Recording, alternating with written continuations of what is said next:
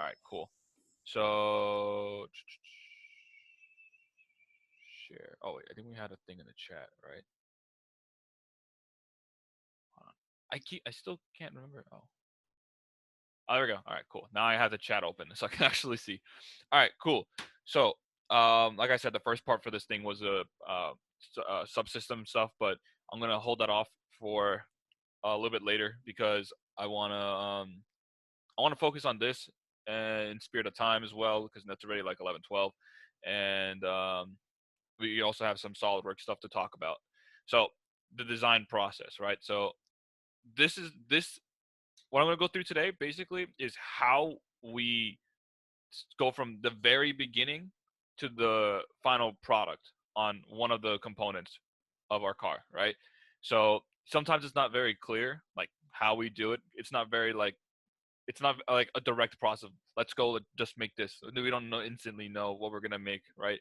So from the beginning we have to think about like why we need something and like how we're going to get to like the end product. So basically here I'm going to go through an example, the miter gearbox, how we come to make something like that, like from the first initial idea of even having it to our finalized product right now. Okay, so step one, where do we even begin, right? So when we start off with something like this, we have to have like a goal or goals, right?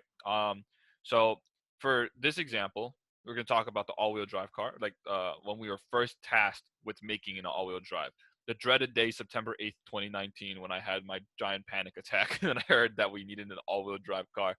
Um, so um, when the rules came out, they were basically like, to keep up with the market today, we want everyone to build an all-wheel drive car because there are no RZR cars that they sell that are only rear-wheel drive. They're all like all-wheel drive, so we shouldn't be having a design competition that has rear-wheel drives. Personally, heavily disagree. Personally, but yeah, it was one of those everybody disliked that moments. But nonetheless, it is what it is, right? You have to, we're not going to drop competition for something like this. So we had a goal, a very clear goal: power the front wheels, right? And so that was our step one. Like when we first initially figured out what we needed, figure out your goal. And so step two is now brainstorming the big picture. How are we going to do this, right? So we knew that we had to get the power to the front wheels, but there are a lot of different ways of doing that. And when we first were tasked with this, we had a lot of different ideas, some unconventional and some like straightforward. Like they had a very clear, like the rules people, they had a very clear idea, thinking like everyone's gonna do a drive shaft. So let's just have a lot of clarification and rules about a drive shaft or whatever like that. But there was also some ideas that they might not have thought, I think maybe, and that were like rules legal. So some other ideas that we came up with was not only using a drive shaft, but using something like a chain or a belt. So over here you can see this is a drive shaft, right? So this is what like they would have originally intended everyone to use. So basically you have something spinning back here, you connect this end to it, now this entire shaft spins, and you have another point over here that you can connect to where you can have something spinning in the front as well, having power transfer in the front. I think someone has their mic unmuted. Can we see who that is? Oh, crap. Hello? Connor? Is that you?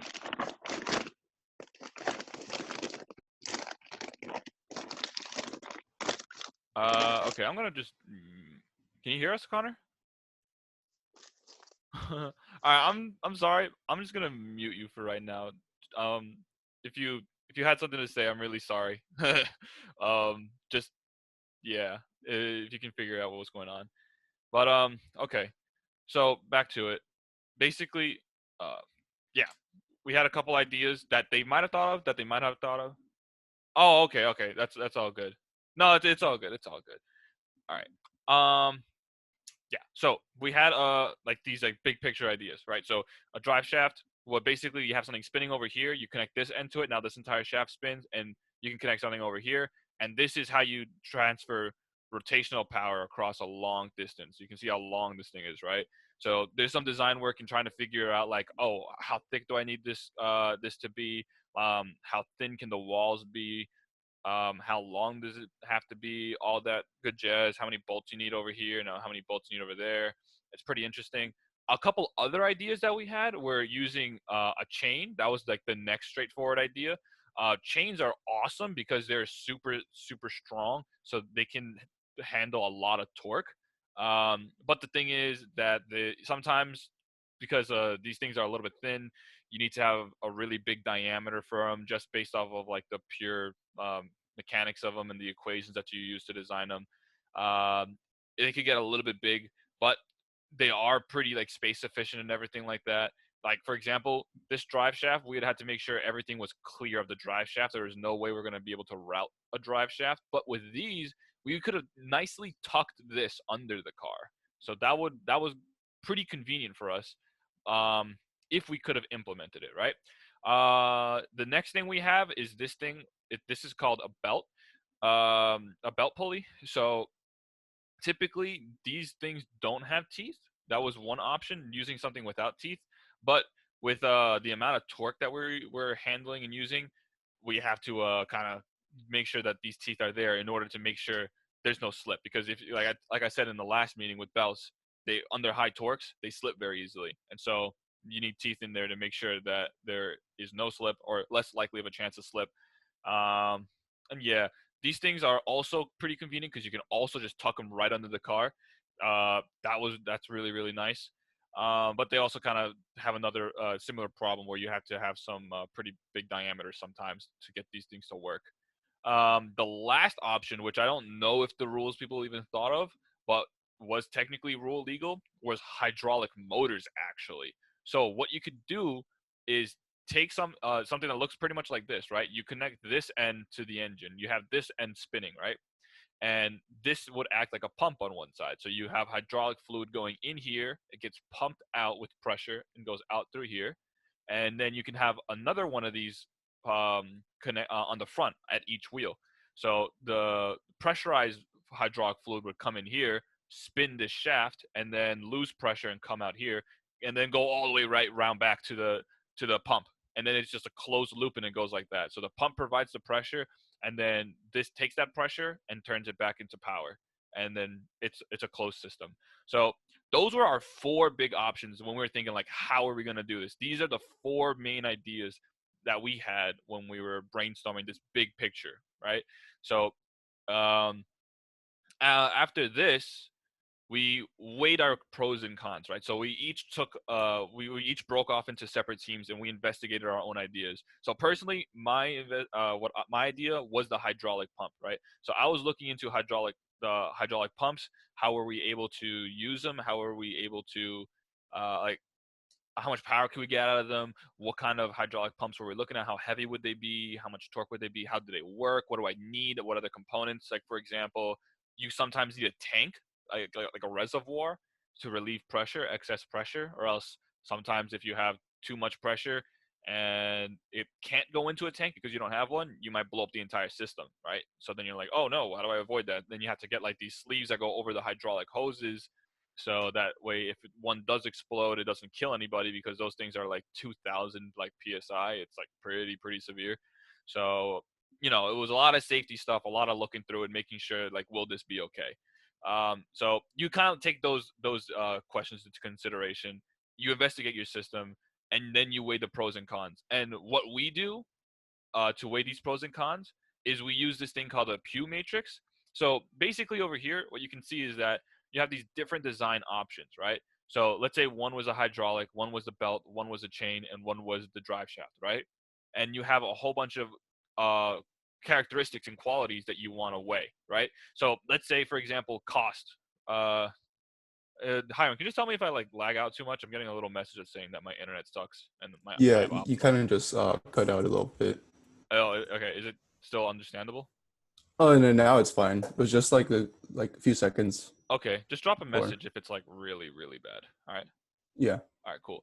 Um, all right, so yeah, you take your different design options, and then you have the different qualities that you care about, right? So, for example, cost, there's weight, there's a learning curve, and then there's also some other things that you would have to take into account, like um, I'm trying to think now back because this was a while ago we did this. But yeah, those are some examples, right? So yeah, you take your qualities that you care about, and then you take your different design options, and then you weigh them, and you say, okay, how, like, out of these four, what rank is this one? This is like the worst in weight. Like hydraulics would be the heaviest. Oh no, drive shafts would be the heaviest out of all of these. We need different gearboxes, so it's going to cost the most or whatever like that. But we know the most about it because we work with gearboxes. So that gets a +1 for drive shafts. Then you go to the next one. Okay, what about hydraulics? Hydraulics is pretty light. The tubes are flexible, whatever like that. So it's pretty easy to route, but it's pretty dangerous. We've never worked with them before, you know. So you take all these into account by giving them points, right? So like over here, you can see design option 1. Apparently in strength it was really good. Design option 2, apparently it sucked. Over here 3 also sucked, and 4 was pretty good. And then you have your weight for strength. So let's say like strength was pretty high, pretty low on the chart, right? So it only got a 3 out of like 10 apparently. 10 like quietness was really important. Operates in cold temp was really important. So you see like these higher numbers have higher weights. So you take like 1 times 3, -1 times 3, 1 times 3, right, and so on. And so sometimes it's in the middle, so you give it a 0, so it won't affect it, whatever like that. So using this chart, you take all these things into consideration, you weigh them, and then at the bottom over here, you can see the score for each one of them. So in this example, you can see over here that design option number 6 got 49 points, the highest out of all of these, right? So design option number 5 is in this case the most optimal design option that they have.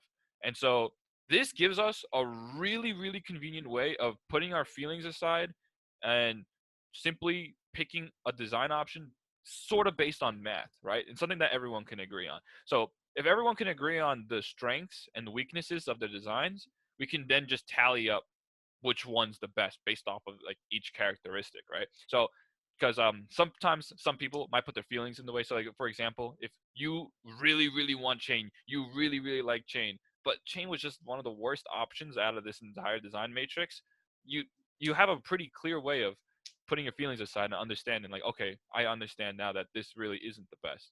Because feelings do sometimes get in the way. Sometimes you really, really want your design because you like it, but it's not the most optimal sometimes. So this is really, really good for teamwork in a system like that. We definitely use this, and this was literally how we picked our design. So from this, we were able to come out and see that our best course of option, our best option was to use a drive shaft. So the drive shaft wasn't that no, it's okay. Don't worry. This is still being recorded, so anything you missed previously, you can just like catch up on. We only started like 10 minutes, so you didn't really miss too much. Basically, we're just going over the design process, how we make something from start to finish, and we're only pretty much on like the very beginning. We're only on step 3, right? So the first one was where do we begin?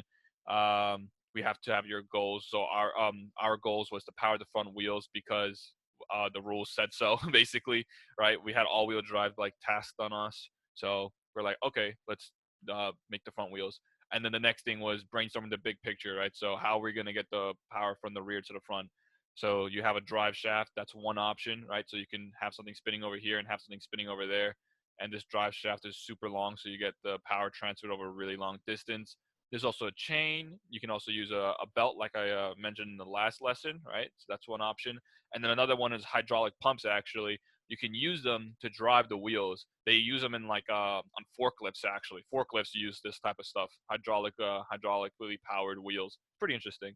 But um, but yeah. So we were basically trying to consider these 4 different options as like as our total system, whatever like that, what we wanted to do. And then the next thing we do was weigh these pros and cons using this thing called a Pew matrix, right? So you take your design options and you go into each one, and you also take your qualities and you weigh which one has some advantages in each quality, and based on these weights, you can see down here, different design options have different scores. So in this example, 49 was the highest out of all of them, right? So option number 6 is the best one out of all of these because it received the most points. And that's basically how you like pick designs based off of like without getting your feelings in the way, and it's all fairness to everybody based on their designs. Everyone, as long as everyone can agree on the rankings over here for each different design, it's pretty good, right? So yeah, it's we like to use it because it's very fair. That's basically our thing. It's very fair, and this is used all the time in design like this. So that's just a really quick summary of what we went through so far. But all right. So moving on to the next thing. The next step is actually start designing, right? So now that we knew we were going to go with drive shaft, we have to think a little bit more about our specifics. So before we were thinking as the car in total, right? So how is the whole car going to get the power from the rear to the front? And now we had to think more about our system specifically. So we start zeroing in on what we're going to do. All right. So uh, VD and Powertrain, at this point, we had a little bit of a fight for real estate in the front nose because they wanted their steering rack in the same exact spot we wanted our differential. And so here we come into another issue, right? So we say, oh, how are we going to get past this now? So how are we going to design around this? And so now actually we kind of take a step back, and on a smaller scale, we go back all the way to step one. So we had to go all the way back to our design goals, right? So what is our design goal now? We have to figure out how we're going to fit both of these things in the same exact spot, right? And so it really comes down to compromise, because obviously you can't have two parts in the same exact spot, right? So this is where like that compromise in design comes in, because vehicle dynamics wants their steering rack here, we want their steering rack there. They'll lose handling characteristics if they put it somewhere else. We'll lose the the angles to turn the wheels if we put it somewhere else. So it's really like, how are we gonna compromise, so this is where we had a lot of like system meeting, like inner system meetings. So we met with VD a lot, we talked a lot, and we had a lot of meetings and a lot of different ideas on how we were going to do this. And basically we literally went back to step one. So we said, okay, what's our goal? Put the things in the same spot. Okay, now how are we going to do this? We had a couple different ideas, and then we weighed the ideas again, and we said, okay, this is the best one, and that's what we're going to do. And so we looked at the options, and we picked out the portal gears. That was how we were going to do it. So we had the portal gears would go around the steering rack, and then that way they had room for their steering rack, and we could keep the axis for the axles where we would like it. And yeah, we basically came to an agreement on how we were going to do that, and it was like the same exact process but on a smaller scale. So yeah, there's a lot of this like going back and forth and repeating. It's like pretty much the design cycle, right? That's a design cycle at work. So uh after this, after we figured out how we were going to package the front nose, we also had to keep on going to the next step, making a plan A, right? So for the whole car. So for us, powertrain, we were like, okay, how are we going to get the power to the front? We knew we had to have a right angle gearbox somewhere, because the engine, the rotational axis of the engine is this way, right?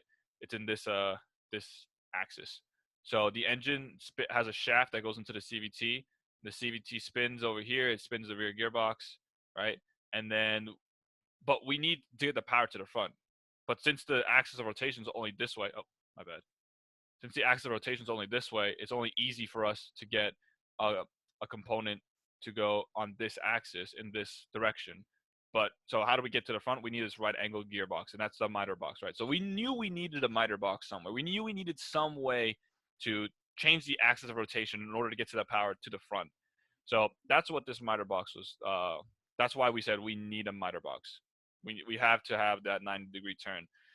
The intermediary box was so that we can get the axis of rotation more in line on the center of the car, because this engine was really in the way. there wasn't a real way for us to get the drive shaft to go directly under the engine without lifting the engine a whole bunch. And we didn't want to lift the engine a whole bunch because at that point, you lift the engine, it's a really, really big piece of the center of mass on the car. And lifting up the center of mass in the car makes it more prone to rollovers. And if there's one thing, one example of rollovers, there was this one car. They had motor like bicycle wheels on their car instead of like regular like the wheels that we have on our car. They literally had like motorcycle wheels, and so their car is very high up, and they literally put their engine at like the driver's head height. Like their engine was as high as could be, and we were all looking at that. We're like, what the hell are they doing? It was pretty funny actually. Some of you might have seen it, but there was a video where they're doing their brake test, where literally it's just making sure that your car stops and all the wheels locked up. And because their engine was so high and their car was so high, when they slammed on their brakes, the entire car literally just flipped forward. They could not pass. They tried twice. They couldn't pass the first two times. You only get 3 shots, right? So for the first 2 times, they slammed on their brakes like they were supposed to, and their car flipped over. On the third try, they slammed on their brakes, and their car, I swear to God, went up 90 degrees and then came right back down, like the correct way. It slammed on the floor. Yeah, literally. It was insane. It was honestly one of the funniest things. Everyone has a video of it. It's somewhere in our Google Drive. We could show it to you. I think Zoni probably has it if you really want to see it. It's pretty funny. But yeah, you don't want to be putting something like that way high up there. And we like to keep stuff as low as possible. Because at this point we were thinking that we might have to lift the car. So lifting the car as well as raising the engine was kind of like scary for us. So we wanted to keep things as low as possible. So instead of lifting the engine, we decided to go around the engine. Because of that, we need this intermediary box, and that brings the axis of rotation more towards the center where the differential needed it. This also has some reduction in here because this miter box is there's no reduction in this miter box. It only is a 90-degree turn. So in order to get a reduction, we do it in here. So yeah, this was basically our big like plan. This is what we said, like, all right, well, this is what we're gonna do. This is how we're gonna plan it out. And it was all from that reiterative process of like going back to the drawing board and thinking it through with all these different ideas from everybody, right? So now with this plan A, we knew what needed to be made. So we knew we needed to make a miter box. We knew we needed to make a intermediary box. We had to make these portal boxes, and we had to get this differential over here, as well as these drive shafts, how these things are going to work, right? These new 3 over here. So yeah, so we're like, okay, we know what we need to do now. Now the next thing, we're going to focus on the miter for an example, right? So at first, we just knew it had to be a 90-degree gearbox. We never said at first like, oh, we're gonna have a specific miter gears in here. We never said we're not gonna do a reduction. We looked into doing reductions, but with the gears that were available, reductions were pretty hard because they would get very big. And we didn't really want to have too big of a gear in there for packaging reasons and ground clearance reasons. So we're like, how do we keep this down as small as possible? Right. So we started from the beginning. We knew we needed a right angle gearbox, right? And if you go back to step 1, that's like that is now our goal, right? Have the power turn 90 degrees. That's our new goal. And again, we started again. You can see that we come up with a couple different ideas, right? So our two ideas was Oh wait, hold on. What was it? Yeah, our two ideas was either buy the right angle gearbox as an entire unit, right? So over here, this is something you could buy. This one was, I don't think this is one that we looked into, but this is an example of a right angle gearbox you could buy. The thing is that they were pretty expensive, but they didn't really carry a lot of torque. So something like this was about $400, which is pretty steep, but it only carried like 10 foot-pound and we needed like 50. So it was not really the best option for us. The other option was making these like everything ourselves. So we could have like potentially made these gears. We could have made the housing as well, the shafts and everything like that. So you can either make or buy, and we had to weigh the two, right? So we did pretty extensive research. We were looking into those pre-made ones, and like I said, a lot of them were very expensive, very heavy, and barely even could carry the load that we were trying to get through. So it really wasn't viable for us to buy one. And at the same time, the gears were very, very hard to make. We can't make these gears in our shop just because we don't have the geometries. If you think about making something like this, how the hell do you cut this profile? Like, I I wouldn't even be able to tell you. It's very, very complicated. So making gears like this, it wasn't very feasible for us. So we basically settled somewhere in the middle. We said, okay, let's buy these gears because these guys sell them, and this is a pretty decent set.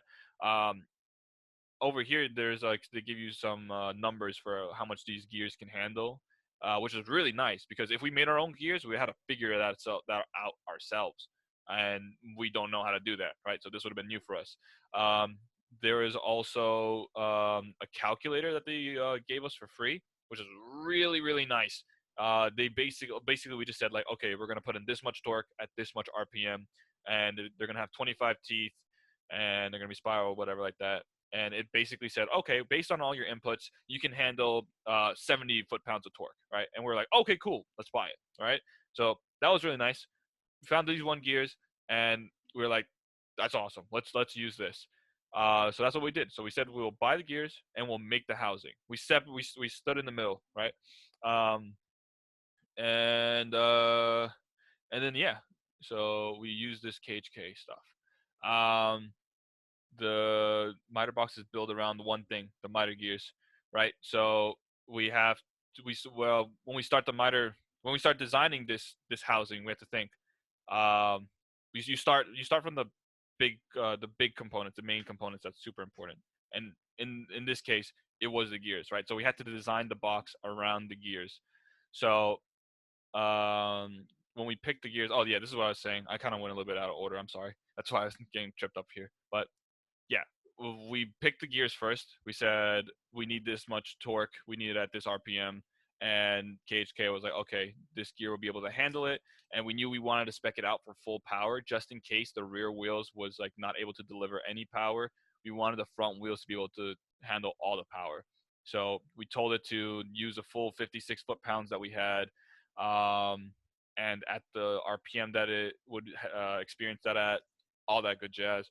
And it was really convenient. We just basically we picked a set of gears that was able to handle these forces, right? So the first thing we did was pick the gears. We picked these gears. They're I don't know if the name is here. I don't know if you can see them, but yeah, I don't think they are. Oh, this is the one. Yeah, these SMS425L. Yeah, whatever, whatever name they want to call them. But yeah, this is what we picked because we knew we'll be able to handle the torques and all that we use, and yeah. So the next thing is we have to start CADing now, right? So we basically said, all right, we know where these gears are going to go. We know how big they're going to be. We know the geometry of these gears. And now we have to make something that will fit around them, right? So we also have to think about manufacturability. That is always, always, always one of our highest priorities, manufacturability, because you can design something all you want, but if you can't make it, then what's the point of having it on the car? We have to make every single one of these parts that go on the car. It has to be manufacturable or at least purchasable, right? If we don't have the manufacturing capabilities for whatever parts, like the gears, right? So the case we're gonna make it ourselves. So we had a couple criteria that we really really wanted to hit. So for example, this case is pretty big, so something like this would kind of be pretty expensive to buy in stock. But thankfully, luckily, we have a lot of aluminum stock in stock. Yeah, the school is actually pretty crazy. Uh, Apparently there was a large World War II surplus of aluminum, and they actually just gave it to the Stony Brook.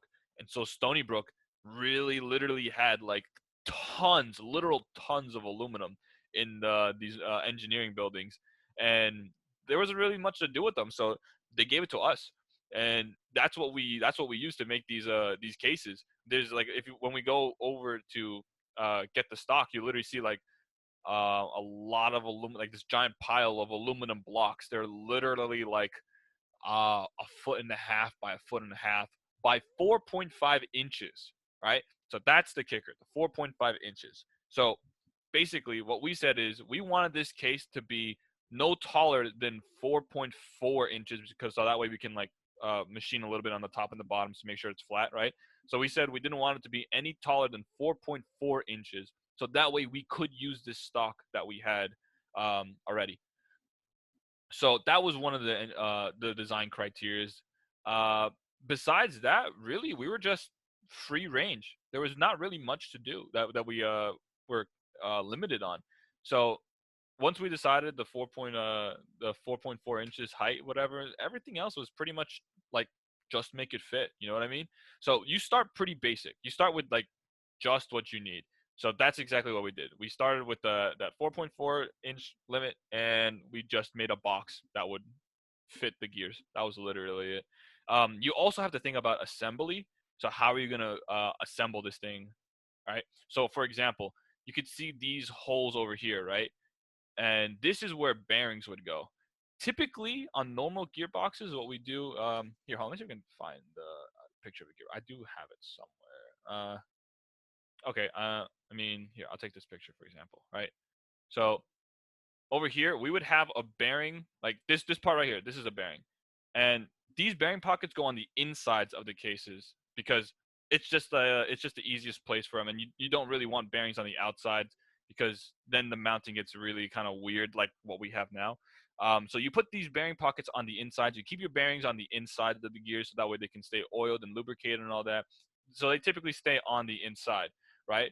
But in our case, we really couldn't do that because of manufacturability. We can't get any end mills on the inside of this box, right? There's no way we can get like something to cut inside here, like with an end mill.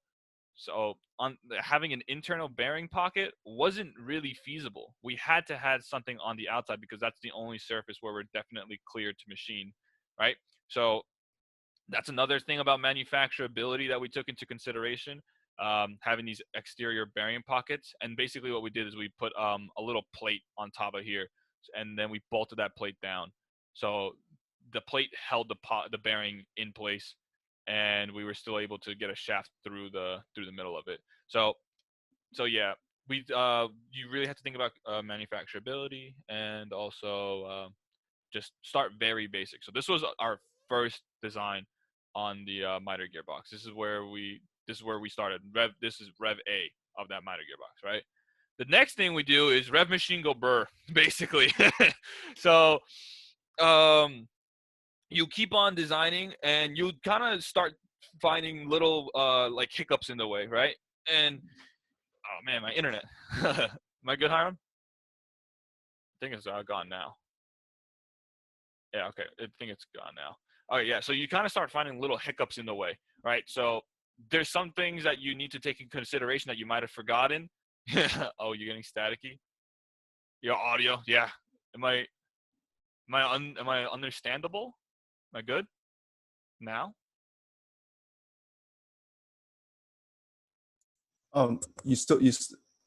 Okay, now it's Huh? good. That's good. It's good. All right, cool. All right, I'm sorry. I'm literally getting Verizon in like a week. It'll be better. All right. So either way, yeah. When you go through your design Keep process, cutting out again, Funis. oh man. Yeah. Um. Okay. I guess. Yeah. Tell me when it's good. I don't know what to do besides wait it out. For some of it. Um. Say something again. Hello. Say Hello. something. Hello. Okay, now it's good. Now it's good. Okay. Hello. Can you guys hear me? Hello.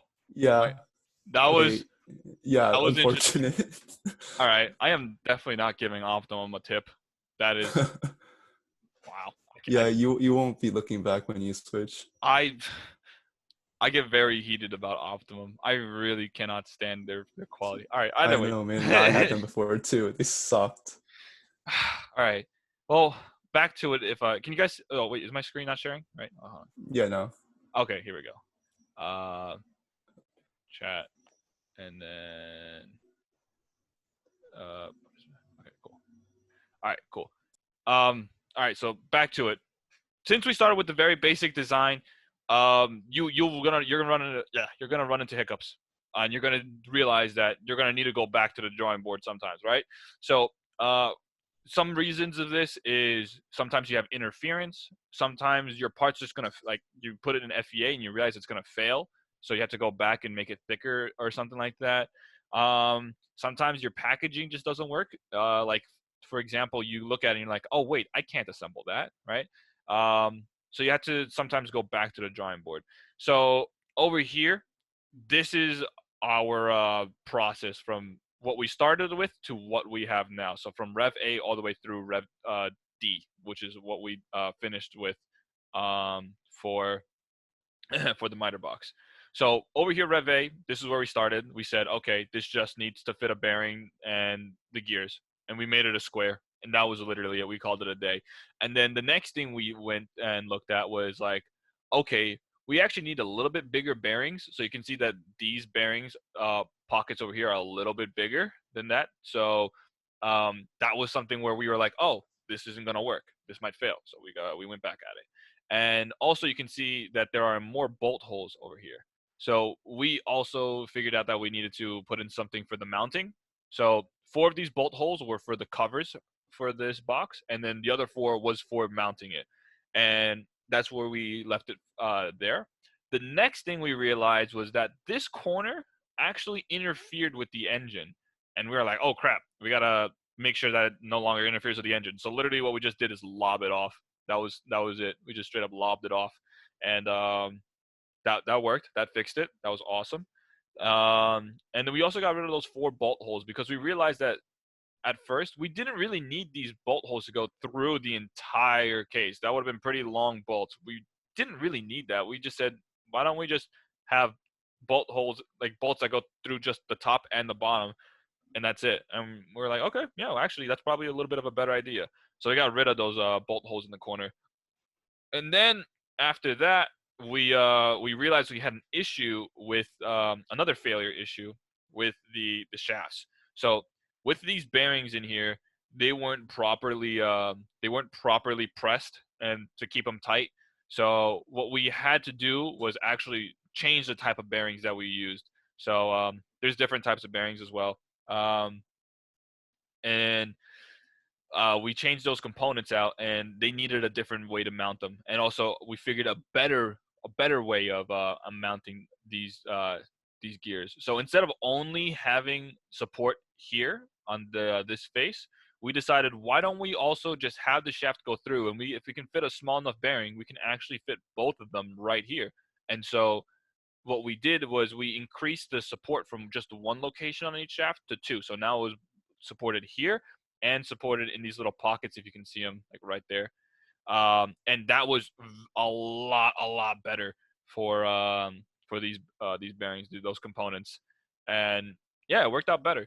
We also just lobbed off this part back here to make it smaller. Um, and then yeah, that was really how we started from Rev A all the way through Rev D. We just kept on going back to the drawing board, and you realize sometimes that there's just some things that need to be changed, and you make small and incremental changes. You don't really want to have a brand new design every single time, because then you're just gonna start at Rev A every single time. You're gonna realize each brand new design is gonna have its own little problems or things that need to be changed. So so yeah, that's uh that's basically. And now on Rev D, we finally have the finalized design. So this is it in our car, right? This is the miter gearbox where there are gears inside here. There's a shaft that goes over here. This is the engine that got in the way, so you can see how pretty close it is over here, right? And then this is our mounting plate down here. That's how it mounts, and we welded to these tubes. And that was our Rev A plan. And That's basically it. That's how we designed something from the start, the very first inception to our final product. And yeah, that's that's really it I had for the design talk. Are there any questions about any of these steps or anything that we did and why we didn't do something differently or anything like that?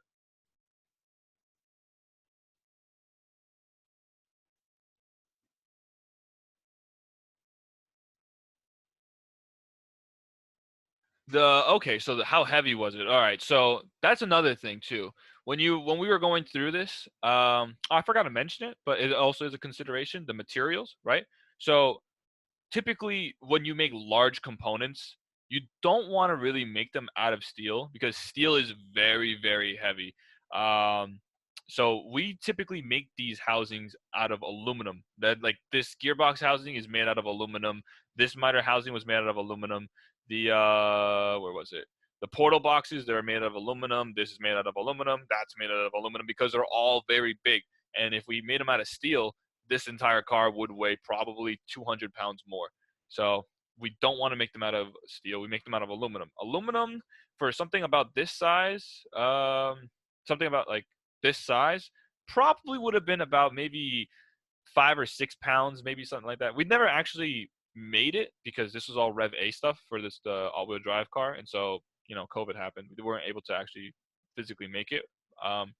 But based off of what SolidWorks told us with the densities of these materials, this housing would have been probably about 7 to 8 pounds, and then the gears themselves each were about a pound and a half, because those were steel. Because you need the strength for those, so those are steel. So a pound and a half, considering their weights, maybe 2 pounds. So let's say each gear was 2 pounds, so that's 4 pounds for the gears. The housing is let's say 8, so that's 12 pounds. Um, the plate covers, probably each of them, they were pretty small. They literally are just a cover for this top half, right? So you see, right, something like this. That was probably going to be like a quarter of a pound, so half a pound. So 12 and a half with the bolts, that would have been another half pound, 13 pounds. And then this bottom plate down here, this is steel because it has to be welded to these tubes. So you can't weld aluminum to steel. It has to be steel to steel and aluminum to aluminum. So this plate down here would have probably been another pound. So in total, probably about 14 pounds, maybe 15 pounds, something like that for something like this. This rear gearbox is pretty similar, around 20 pounds or so. Maybe, yeah, maybe 17, something like that. And we never really weighed a lot of these components. When we weigh the car, we just weigh the whole car. But yeah, something like this was probably around 17, 20 pounds, maybe something like that. I'd say a little bit more closer to 17. But but yeah, this could have been maybe 15, something like that in that range. But yeah, that's that's about the weight of these things. Um, is there any other questions?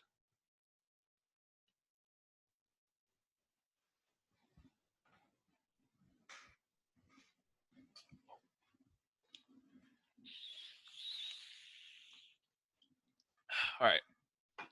I guess if not, then that's really all I had for the design stuff to go over. The next thing I wanted to talk about, oh wait, can you explain the CVT? Oh, okay, so the CVT, let me actually go to the CVT slide. Oh, here we go. All right, so CVT, this is what it looks like, right? CVT, basically the way it works is, you can see here that it kind of has a small diameter, a small radius here where it contacts, and over here it has a lot larger radius of contact, right? And so when you have two different radiuses, that's when you get a gearing effect, right? So over here, the belt has to travel a lot longer distance than over here per rotation. So this will actually tend to spin faster because it has a shorter distance to travel in the same time, and this one has a longer distance to travel in the same time. So this goes slower and this goes faster. But this has a higher torque, and over here you have less torque. So here we would have 56 pounds. Oh, yeah, here we'd have 56 pounds. Oh no, 14, something like that. 14 pounds over here, and then you multiply that by 4, so we have about 56 pounds over here because the speed is about 4 times as small, but the torque is 4 times as large because of this difference. And what happens is during when this car starts to spin up at low RPMs, you start like this, and at once this thing starts to gain speed, there's masses in here that actually extend out and bring this closer to this plate back here. And since they get closer, this belt actually moves outwards and goes more towards the edge of these discs. And so because of that, the radius increases, right? Over here, you have the opposite effect where this also has masses that move in the opposite direction. And this will actually go away from this plate. So you start off with the belt over here. And since this part moves away from this, the other side, the belt moves in closer towards the middle. So here you have a belt going out and the radius increasing. Here you have a belt going in and the radius decreasing. So you have the gearing constantly changing, right? And that's why they call it a continuously variable transmission, because that gearing ratio is continuously variable. It changes depending on whatever speed the engine's spinning at. So every single team like uses something like this. We used to use a snowmobile one. It was ginormous. It was heavy as hell. And yeah, it was really, really big. But yeah, that's how the CVT works. Um, and we get this from a company. We don't make this because this is like really, really complicated to make. Um, but yeah, we've looked into making it. It's kind of complicated. Like, there's nothing we can't do, but the math behind it is a little bit steep, I'll say. So yeah, that's the CVT. Okay. And the final thing I wanted to talk about was those SolidWorks licenses. So I want to get you guys started on some SolidWorks stuff for like to get you guys more familiarized with it. So we're starting to hand them out, and I need you guys all to send me the emails that you would prefer, so that way we could send you out your licenses and stuff like that. Does anyone here have a problem running SolidWorks? Does anyone here not have a computer that is capable of running it? You really don't need anything like fancy. SolidWorks is, I would say you probably could run it off a mid tier, like an i5 would. Like I can run it on my Surface with an i5. And that's all I have on there. Okay, all right, that's good. All right, so then that works because we'll give you the SolidWorks license about this week. Um, you are getting a Windows, right? Yeah. All right, cool. All right, yeah. Apple is no, not. I'm not gonna. Yeah. Yeah. I5 is probably good enough. So if anyone here has an issue, let me know. We are working to actually a MacBook Air right now. Oh, is that why you're getting another computer? Yeah, this is way too slow to do anything. Yeah. Oh, that's tough. Yeah. If it's like really old, yeah, I feel you. Like really, definitely. I No, would. it's like 2017, but like it can't run like AutoCAD and stuff like that. Oh, yeah, yeah. A lot of programs like stuff like this for like design work really, really. I don't know why they don't like Apple, but they they all just don't like Apple. So yeah, it's a really good move, in my opinion. It's really, really worth it. But yeah. So if anyone here has an issue with running it, let us know because we're working on trying to make up a solution for it. But if not, then I would like to ask all you guys to just shoot me a message on Slack with the email that you want us to like associate your account with, so that way we can like keep track of who has how many licenses because we only have a certain amount. So yeah, I need everyone here to send me their emails that they want, and I will get you all licenses, codes, whatever like that. You just download it, and then we can get started on some SolidWorks stuff. So what I want to do is I want to give you guys an example, and that way you get some practice with it, right? Because when we start getting to some actual design work, um, you would probably prefer to have some experience so you're not like learning right there as you're doing, you know what I mean? So for some good experience work, what I want to get you guys doing is making something like this, like pretty simple. Like I said, I'm not expecting like a full-fledged product, but like just at least something to get you guys familiarized with how to work with assemblies and how to make a part, and making sure that other parts can fit in there and all that and whatnot, right? So yeah, I think that would be a pretty good example project for all you guys. And then once you guys feel a little bit more comfortable with this stuff, I I do have work that needs to be done, and we're holding off so that we can give you guys some nice work to do. You guys can definitely get some experience. Also, just not really that much going on. So yeah, we're working on it, and I think probably maybe we'll give you guys next week. We'll let you if yeah. So this week get SolidWorks installed. Next Saturday, I could go over more about how to make something like this in SolidWorks, right? A little bit more specific CAD lesson, I guess. Um, and then we'll also talk about the subsystems and what tasks you guys would like to do. And with that, we'll start working on each subsystem and everything that needs to get done.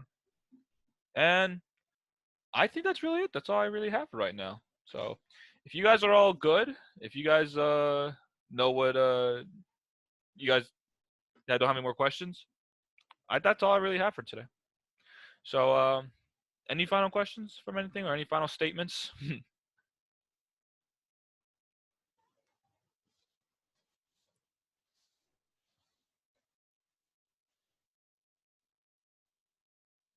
All right. So if there's nothing left, then you're all free to go. Thank you very much for coming. And I think we'll have another thing next Saturday at the same time. And yeah, we'll go over the SolidWorks stuff and try to get some distribute some work. That's it. That's all I really got. All right. Thanks, guys.